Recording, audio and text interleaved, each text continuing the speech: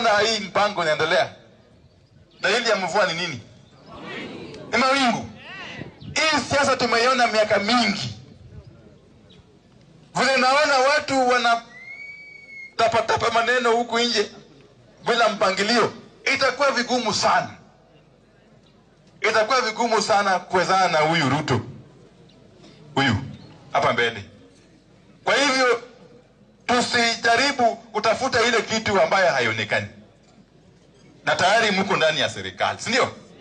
Tukae ngangari ndani ya serikali ya Ruto hii, which is going to be the next government as well. I can tell you. Our road project is now 70% complete in our constituency. In fact, imebaki only 3 kilometers from Misesi to Yabe.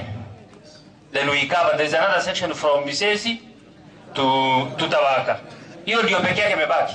Si waziri, nataka ukirudi Nairobi uambie Mheshimiwa Rais tunamshukuru sana kwa sababu ya hiyo stima ambaye ametupatia, na tunajua tuko na milioni 250 zingine ambazo tunaanza kuweka stima, ikiwemo wale wengine wote wako eneo hili hawajapata stima. Sisi tumebahatika sana kwa sababu Mheshimiwa Rais mwaka uliopita Agosti tarehe 24 alikuja hapa